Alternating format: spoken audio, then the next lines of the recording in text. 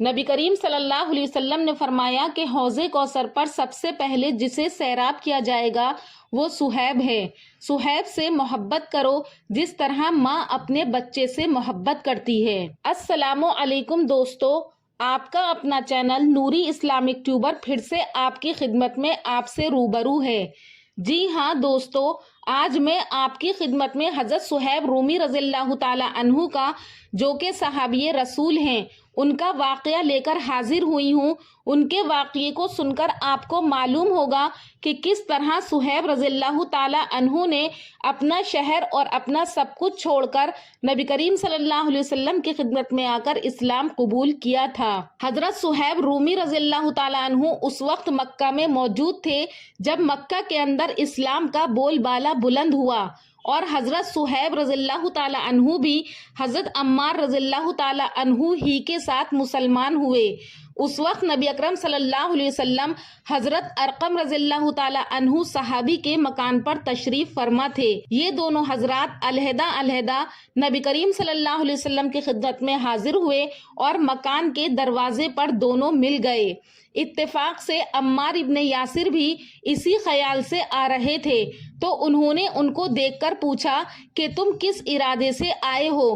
تو وہ بولے کہ پہلے تم اپنا مقصد ظاہر کرو۔ تو انہوں نے کہا کہ میں محمد صلی اللہ علیہ وسلم سے مل کر ان کی گفتگو سننا چاہتا ہوں۔ تو یہ بھی بولے کہ میرا بھی یہی مقصد ہے۔ غرض دونوں ایک ساتھ نبی کریم صلی اللہ علیہ وسلم کی خدمت میں حاضر ہو کر اسلام سے مشرف ہو گئے، اور اسلام لانے کے بعد جو اس زمانے میں اسلام لانے والوں کو پیش آتا تھا وہی ان کے ساتھ پیش آیا، یعنی ہر طرح سے ستائے گئے، تکلیفیں پہنچائی گئیں۔ آخر تنگ آ کر ہجرت کا ارادہ فرمایا، تو کافروں کو یہ چیز بھی گوارا نہیں تھی کہ یہ لوگ کسی دوسری جگہ جا کر آرام سے زندگی گزاریں، کیونکہ حضرت صہیب رضی اللہ تعالی عنہ مکہ میں خالی ہاتھ آئے تھے، اور یہاں رہ کر انہوں نے مال تجارت کے ذریعے سے اپنے آپ کو مالدار کر لیا تھا۔ تو اس لیے کافروں کو جب کسی کی ہجرت کا حال معلوم ہو جاتا تھا تو ان کو پکڑنے کی کوشش کیا کرتے تھے تاکہ تکلیفوں سے نجات نہ پا سکیں۔ جب حضرت صہیب رضی اللہ تعالی عنہ نے ہجرت کی تو کافروں نے ان کا بھی پیچھا کیا، اور ایک جماعت ان کو پکڑنے کے لیے نکل گئی۔ جب جماعت حضرت صہیب رضی اللہ تعالی عنہ کے پاس پہنچی تو حضرت صہیب رضی اللہ تعالی عنہ نے اپنا ترکش سنبھالا جس میں تیر تھے، اور ان لوگوں سے کہا کہ دیکھو تمہیں معلوم ہے کہ میں تم سب سے زیادہ تیر انداز ہوں، اتنے ایک بھی تیر میرے پاس باقی رہے گا تم لوگ مجھ تک نہیں آ سکو گے، اور جب ایک بھی تیر باقی نہیں رہے گا تو میرے پاس تلوار ہے، میں اپنی تلوار سے مقابلہ کروں گا، یہاں تک کہ تلوار بھی میرے ہاتھ میں نہ رہی تو اس کے بعد جو تم سے ہو سکے وہ تم کرنا۔ اس لیے اگر تم چاہو تو اپنی جان کے بدلے میں اپنے مال کا تمہیں پتہ بتلا سکتا ہوں جو کہ مکہ میں موجود ہے، اور 2 باندیاں بھی ہیں، وہ سب تم لے لو۔ تو اس پر کافر لوگ کیا ہے راضی ہو گئے، تو حضرت صہیب رضی اللہ تعالی عنہ نے اپنا مال دے کر ان سے اپنی جان چھڑائی۔ تو اس پر اللہ تبارک و تعالی نے قرآن پاک کی آیت سورہ بقرہ آیت نمبر 207 نازل فرمائی، جس کا ترجمہ یہ ہے کہ بعض لوگ ایسے ہیں جو اللہ کی رضا کے واسطے اپنی جان کو خرید لیتے ہیں، اور اللہ تعالیٰ کیا ہے بندوں پر مہربان ہیں۔ پھر یہ نبی کریم صلی اللہ علیہ وسلم کے پاس مدینہ میں حاضر ہوئے۔ اس وقت نبی کریم صلی اللہ علیہ وسلم مسجد قباء میں موجود تھے، تو حضرت صہیب رضی اللہ تعالیٰ عنہ نے نبی کریم صلی اللہ علیہ وسلم کی خدمت میں حاضر ہوئے، تو آپ صلی اللہ علیہ وسلم نے ان کو دیکھ کر فرمایا کہ صہیب تم نے نفع کی تجارت کی، اللہ تبارک و تعالیٰ نے تمہاری اس بات کا ذکر قرآن میں کر دیا۔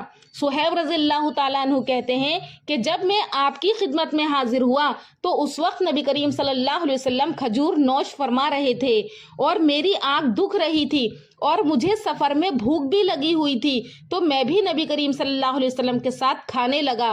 تو یہ دیکھ کر حضور صلی اللہ علیہ وسلم نے فرمایا کہ صہیب تمہاری تو آنکھ دکھ رہی ہے اور تم کھجور کھاتے ہو۔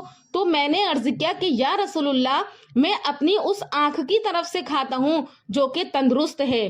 تو ان کا یہ جواب سن کر نبی کریم صلی اللہ علیہ وسلم بے اختیار ہنس پڑے، کیونکہ حضرت صہیب رومی رضی اللہ تعالیٰ عنہ کے بارے میں بتایا جاتا ہے کہ ان کا مزاج مزاحیہ تھا۔ صہیب رومی رضی اللہ تعالیٰ عنہ وہ پہلے رومی تھے جنہوں نے صدائے توحید کو لبیک کہا، تو نبی کریم صلی اللہ علیہ وسلم فرمایا کرتے تھے کہ صہیب روم کا پہلا پھل ہے۔ آپ کا نام ابو یحییٰ صہیب بن سنان رومی رضی اللہ تعالیٰ عنہ تھا۔ آپ رضی اللہ عنہ کے والد یا چچا ایران کے بادشاہ کی طرف سے ابواللہ یعنی عراق میں یہ بصرہ کے قریب ایک شہر ہے یہاں پر حاکم تھے، جبکہ آپ کا گھر موصل کے قریب نہر فرات کے کنارے ایک بستی میں تھا۔ ایک دن رومیوں نے حملہ کر کے قتل و غارت گیری کا بازار گرم کیا اور کئی لوگوں کے ساتھ آپ کو بھی قیدی بنا کر روم لے گئے۔ اس وقت حضرت صہیب کی عمر بتائی جاتی ہے کہ وہ بہت کم عمر تھے۔ اسی طرح آپ کی پرورش روم میں ہوئی۔ قبیلہ بنو کلب کے ایک شخص نے آپ کو رومیوں سے خریدا اور مکہ لے آیا، پھر عبداللہ ابن جدان نے آپ کو خرید لیا، یہاں تک کہ آزادی کی دولت نصیب ہو گئی۔ بعض روایات کے مطابق بالغ ہونے کے بعد آپ شام سے بھاگ کر مکہ آ گئے تھے۔ آپ رضی اللہ عنہ نے ابتداءً مکہ میں رہائش رکھی اور تجارت کا پیشہ اپنایا، جس سے کافی مال کما لیا تھا۔ آپ اور حضرت عمار بن یاسر رضی اللہ عنہ نے ایک ساتھ بارگاہ رسالت صلی اللہ علیہ وسلم میں حاضر ہو کر اسلام قبول کیا تھا۔ اس وقت 30 سے کچھ زائد خوش نصیب دامن اسلام سے وابستہ ہو چکے تھے۔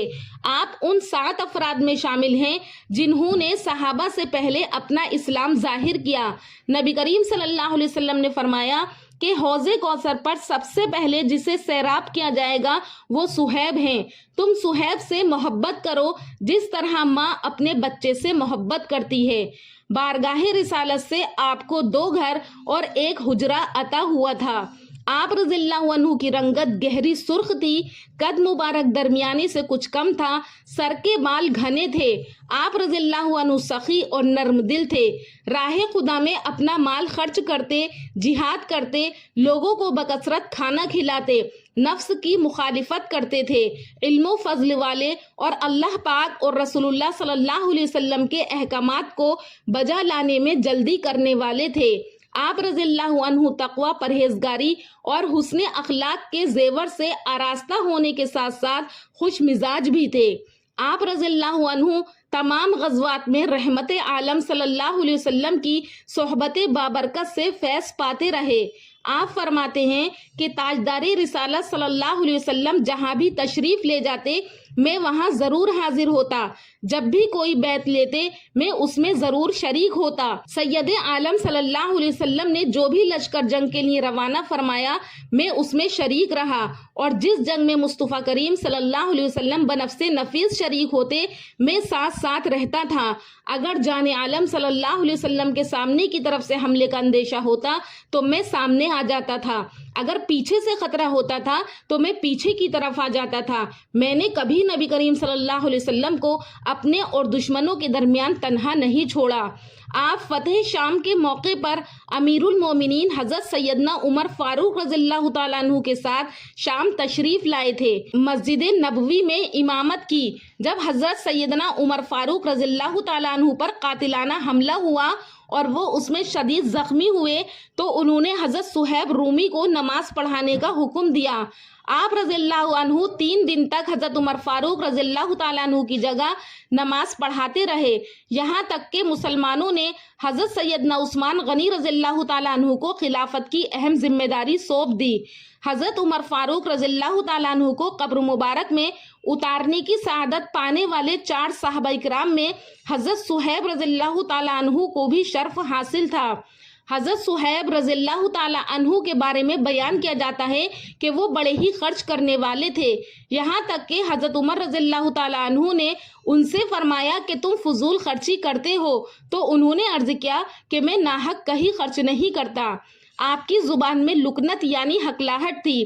ایک دفعہ وہ اپنے غلام یحنس کو باغ میں یا ناس کہہ کر پکار رہے تھے تو عمر ابن خطاب رضی اللہ تعالیٰ عنہ نے سنا تو تعجب سے فرمانے لگے کہ ان کو کیا ہو گیا ہے کہ یہ لوگوں کو پکار رہے ہیں، کیونکہ ناس عربی میں لوگوں کو کہتے ہیں۔ تو ام سلمہ نے عرض کیا کہ کہ وہ لوگوں کو کب پکارتے ہیں، بلکہ وہ تو اپنے غلام یحنس کو بلاتے ہیں، لیکن لکنت کی وجہ سے اس نام کو ادا نہیں کر سکتے۔ آپ رضی اللہ عنہ کی وفات اس کے بارے میں بیان کیا جاتا ہے کہ 38 ہجری ماہ شوال میں ہوئی۔ نماز جنازہ حضرت سیدنا سعد ابن ابی وقاص رضی اللہ تعالیٰ عنہ نے پڑھائی، جبکہ تدفین آپ کی جنت البقیع میں ہوئی۔ بوقت انتقال آپ کی عمر مختلف روایات کے مطابق 72 یا 74 سال تھی۔ اللہ پاک آپ کی قبر کو نور سے منور کرے، آپ کے درجات بلند کرے۔ دوستو، یہ تھا حضرت صہیب رومی رضی اللہ تعالیٰ عنہ کا واقعہ، جو کہ اپنے شہر سے بچپن میں ہی رومیوں کے ذریعے سے قید کر لیے گئے تھے اور اپنے گھر والوں سے جدا ہو گئے اور رومیوں میں ہی پرورش پا کر نبی کریم صلی اللہ علیہ وسلم کی خدمت میں اسلام کو قبول کر لیا تھا۔ دوستو، میں نے آپ کو یہ تمام روایات مستند احادیث سے اکٹھا کر کے بیان کی ہیں۔ امید کرتی ہوں کہ آپ کو حضرت صہیب رومی رضی اللہ تعالیٰ عنہ کا واقعہ پسند آیا ہوگا۔ اگر پسند آیا ہو تو ہمارا چینل نوری اسلامک ٹیوبر کو سبسکرائب کریں اور کامنٹ سیکشن میں اپنی رائے کا اظہار ضرور کریں۔ ملتی ہوں ایک اور اچھے واقعے کے ساتھ اگلی ویڈیو میں، تب تک کے لیے اللہ حافظ۔